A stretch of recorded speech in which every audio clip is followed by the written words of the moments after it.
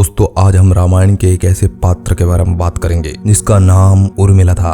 दक्षिण भारत की रामायण के अनुसार जब भगवान राम को 12 वर्ष का वनवास मिला तथा 2 वर्ष का अज्ञातवास मिला, तब भगवान राम, माता सीता और लक्ष्मण तीनों वनवास की ओर जाने लगे। तब लक्ष्मण के साथ देवी उर्मिला भी जाने के लिए जिद करने लगी, लेकिन लक्ष्मण ने उन्हें मना कर दिया। उर्मिला राजा जनक की पुत्री थी और दशरथ के तीसरे पुत्र लक्ष्मण की पत्नी थी और यह सीता की छोटी बहन भी थी। जब भगवान राम को वनवास हुआ तो उनके साथ लक्ष्मण भी जा रहे थे और उर्मिला ने कहा कि मैं आपके साथ जाऊंगी, लेकिन लक्ष्मण जी ने उन्हें साथ चलने के लिए इनकार कर दिया। उर्मिला को साफ मना कर दिया कि तुम साथ नहीं चल सकती। उर्मिला ने उस समय उन्हें बहुत समझाया कि मैं आपके साथ चलूंगी। उर्मिला लक्ष्मण के सुख और दुख में साथ देना चाहती थी। वो उनकी वहां पर सेवा करने चाहती थी, लेकिन लक्ष्मण ने धर्म और कर्तव्य की दुहाई देकर वहीं पर उसे रोक दिया और मना कर दिया कि आप मेरे साथ नहीं चल सकती। लक्ष्मण जी ने कहा कि मैं अपने श्री राम और भाभी सीता की सेवा करने में लगा रहूंगा। मैं नहीं चाहता कि उनकी सेवा में कोई गलती हो जाए। मित्रों, आज इस वीडियो में हम इसी पात्र के बारे में चर्चा करेंगे, तो बने रहे हमारे साथ चैनल पर और ऐसी ही वीडियो को देखने के लिए चैनल को सब्सक्राइब जरूर कर लें ताकि हम ऐसी वीडियो आपके लिए लाते रहें। पौराणिक मान्यताओं के अनुसार लक्ष्मण जी भगवान शेषनाग के अवतार थे। इसमें राम के भाई लक्ष्मण और कृष्ण के भाई बलराम मुख्य हैं। दोस्तों, धारावाहिक रामायण के अनुसार राजा दशरथ उनकी दूसरी पत्नी सुमित्रा के वे पुत्र थे। लक्ष्मण अपने भाई राम के बहुत ही ज्यादा प्रिय के साथ रहते थे। वे उनके साथ ही खाते पीते सोते और रहते थे। सुख और दुख में वे दोनों हमेशा साथ रहते थे। भगवान राम के प्रति यह किसी से भी अपमानजनक शब्द सुनना पसंद ही नहीं करते थे। वास्तव में देखा जाए तो राम का वनवास से लक्ष्मण का वनवास अधिक कठिन था, क्योंकि 14 वर्षों के दौरान लक्ष्मण अपनी उर्मिला से दूर रहे, राम की सेवा करने में लगे रहे और अपना ध्यान बिल्कुल भी नहीं भटकाया।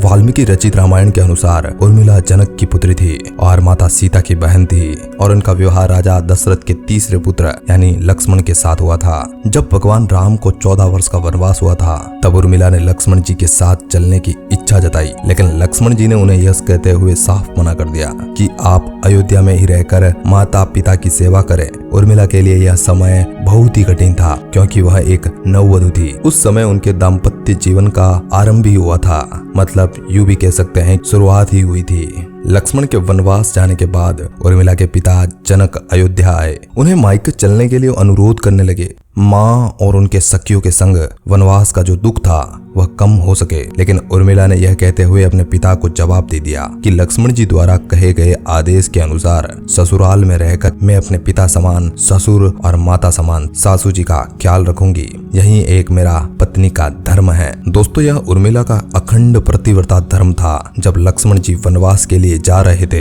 तब उर्मिला दुख की घड़ी में अपने आंसू तक नहीं निकाल सके, क्योंकि लक्ष्मण जी ने उनसे यह वचन ले लिया कि वे अपनी आंखों से कभी भी आंसू नहीं टपकाएगी। उन्होंने कहा कि वे अगर इस वियोग में डूब गई तो वे अपने परिवारजनों का ख्याल कैसे रख पाएंगी। अब दोस्तों, सवाल यही उठता है कि जब लक्ष्मण अपनी पत्नी उर्मिला से 14 वर्षों तक दूर रहे, तो उन 14 वर्षों के दौरान पीछे उर्मिला ने क्या किया? इतने वर्षों तक आखिर उर्मिला क्या करती रही? इसमें भी एक कथा देखने को मिलती है जो कि रामचरितमानस में उल्लेखित नहीं है। रावण के पुत्र मेघनाथ को जब यह श्राप मिला कि उन्हें वही आदमी मार सकता है जो 14 वर्षों तक कभी नहीं सोया हो, भगवान लक्ष्मण जब 14 वर्षों तक वनवास काट रहे थे, तब अपने भाइयों और भाभी का ख्याल रखने के लिए लक्ष्मण जी ने कभी भी नींद नहीं ली। यही कारण था कि उन्होंने मेघनाथ को मार गिराया था। दोस्तों, आपको मैं बता दूं कि जहां लक्ष्मण 14 वर्षों तक जाग रहे थे, तो उनकी जगह उर्मिला 14 वर्षों तक उनके पीछे नींद ले रही थी, यानी कि वो सो रही थी। जी हाँ दोस्तों, यह एक सच्ची घटना है जिसका कहीं भी उल्लेख नहीं मिलता। जब दोस्तों लक्ष्मण और भगवान राम और सीता तीनों वनवास काटकर अयोध्या से लौटे, जब वहां आकर भगवान राम का राज्य अभिषेक हो रहा था, तो लक्ष्मण पास में खड़े होकर हंस रहे थे। जब राम ने उनसे हंसने की वजह पूछी, तो लक्ष्मण ने जवाब दिया कि मेरी जिंदगी में सिर्फ यह दृश्य देखना बाकी रह चुका था जो मैंने आज देख लिया है। लक्ष्मण ने कहा कि मैंने निद्रा देवी को वचन दिया है कि वह मुझे 14 वर्षों तक परेशान नहीं करेगी। मुझे जितनी नींद आएगी वह उर्मिला को दे दी जाएगी, जिससे उर्मिला 14 वर्षों तक नींद लेती रही।